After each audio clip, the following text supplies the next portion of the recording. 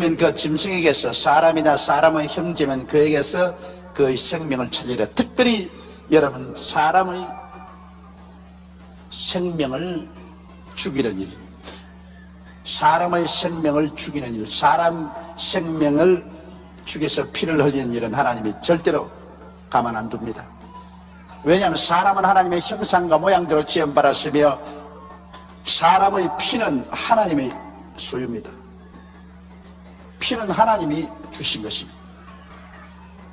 이러므로 사람의 피를 흘리면, 짐승이 만일 사람을 떠받아서 피를 흘리고 죽게 하든지 짐승이 사람을 물어서 피를 죽게 하면 반드시 그 짐승은 하나님이 죽이겠다는 것입니다. 또 사람이 자기의 사람 이웃을 피살하면 반드시 하나님이 그 대가를 지불하도록 하겠다는 것입니다. 우리 한국의 요사이 여러분, 사람의 생명을 헌신적 같이 느끼고 아예 빈대벼룩 같이 느끼면서 죽이는 일들이 있는데 하나님이 절대로 그거 가만두지 않습니다. 하나님께서도 여기 그렇게 엄하게 말했습니다. 내가 반드시 너희 피 곧 너희 생명의 피를 찾으리니, 짐승이면 그 짐승에게서, 사람이나 사람의 형제면 그에게서 그의 생명을 찾으리니, 무릇 사람의 피를 흘리면 사람이 그 피를 흘릴 것이, 보십시오, 대가를 그대로입니다. 하나님, 무릇 사람의 피를 흘리면 지도 피를 흘려야 됩니다. 거기에는 자비가 없다. 이는 하나님이 자기 형상대로 사람을 지었습니다. 보십시오, 하나님이 사람을 자기 형상대로 지었기 때문에 하나님은 사람의 생명을 귀중히 여깁니다. 비록 그가 하나님을 반역한 존재라도 그 생명은 귀중히 여깁니다. 그런데 그 생명의 피를 흘리면 하나님께서 그 보복을 하겠다는 것입니다. 꼭 그 사람도 자기 피를 흘리게 하겠다.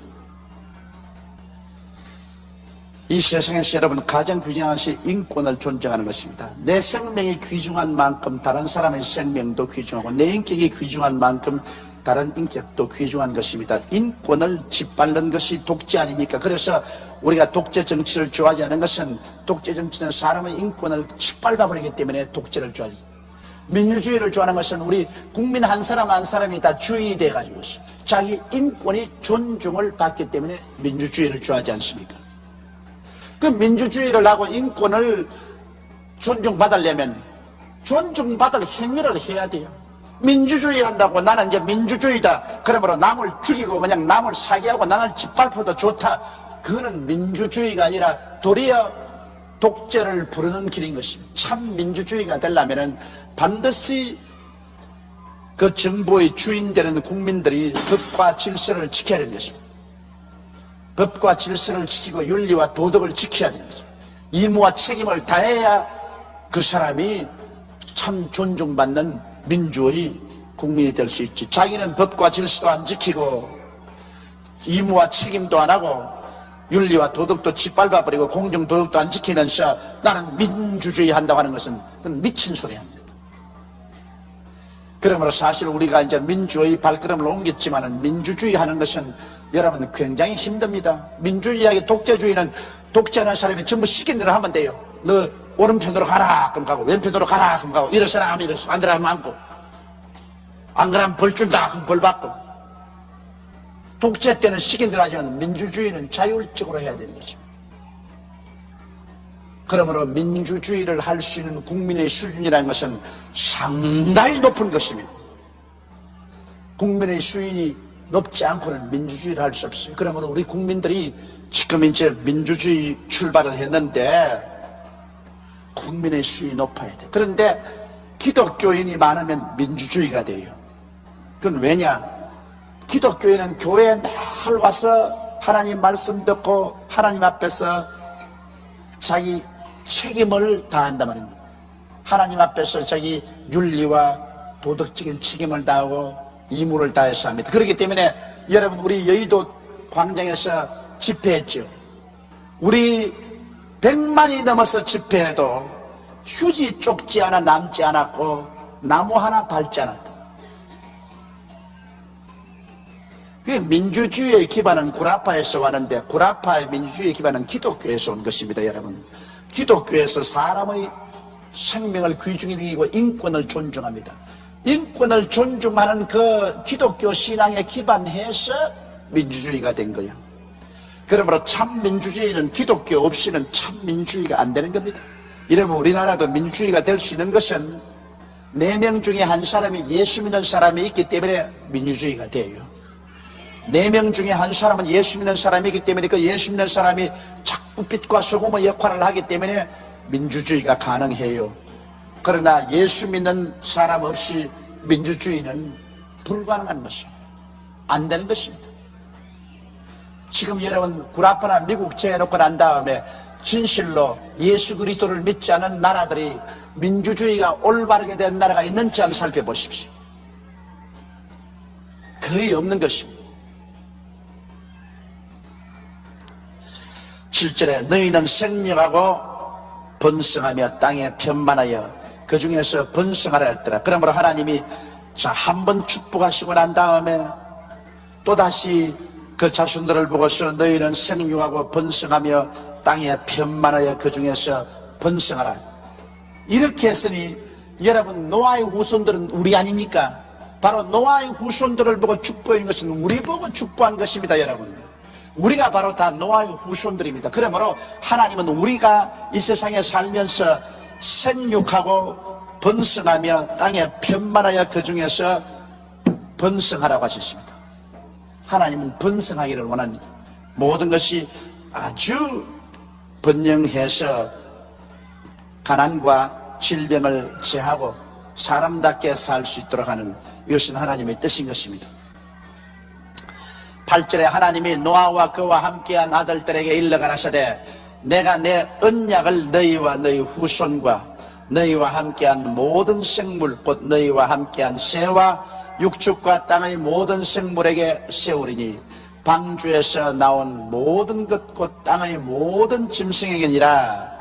여기에 하나님의 언약은 일방적인 언약입니다. 여러분, 언약에는 반드시 상대가 있어요. 너와 나와 언약을 맺는 것이기 때문에 언약은 상대적인 것입니다. 그러므로 에덴 동산에서 아담과 하와에게 주신 언약도 상대적인 언약입니다. 네가 하나님이 명하신 대로 선악을 하는 실과를 먹지 아니하고 하나님 믿고 순종하면 에덴에 있는 모든 하나님이 예비한 것을 다 누리고 살 것이라. 그러나 네가 이 언약을 깨뜨리면 그때는 저주를 받을 것이다. 그 언약은 언제나 상대적입니다. 그래서 아담이 언약을 깨뜨리니까 하나님도 언약을 취소시켜버린 것입니다. 구약시대 언약도 그렇습니다. 구약시대도 모세를 통해서 시내산에서 준 10계명과 더불어서 이스라엘과 맺은 언약은 상대적입니다. 너희가 하나님 여호와를 섬기고 이 10계명을 지키고 하나님 뜻대로 살면 내가 너와 같이 있어서 너희 나라를 번창하게 하니와 네가 하나님을 버리고 이 계명을 어기면 그때는 하나님 너를 버리려 했는데 이스라엘 백성이 하나님을 버리고 우상을 섬기고 계명을 어기니까 하나님이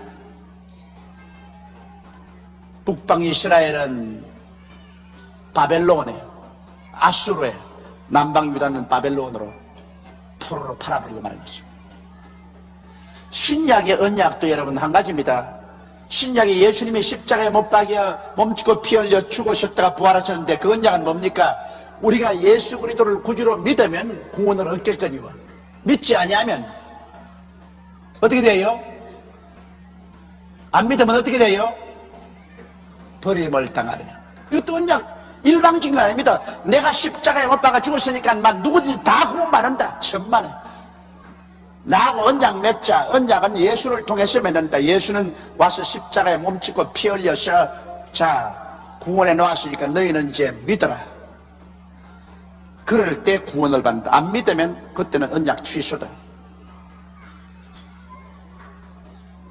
결혼의 언약도 언약입니다. 여러분, 결혼도 일방적인 언약이 아니잖아요. 한 남자와 한 여자가 서로 한평생을 같이 살겠다고 언약을 맺는 겁니다. 근데 언약을 맺는데 언약을 맺고 난 다음에 상대적이니까 남자가 죽어버렸다. 그럼 뭐 언약 맺은 상대가 죽어버렸으니까 그 언약에서 해방입니다. 옛날과 같이 뭐 남편이 죽어도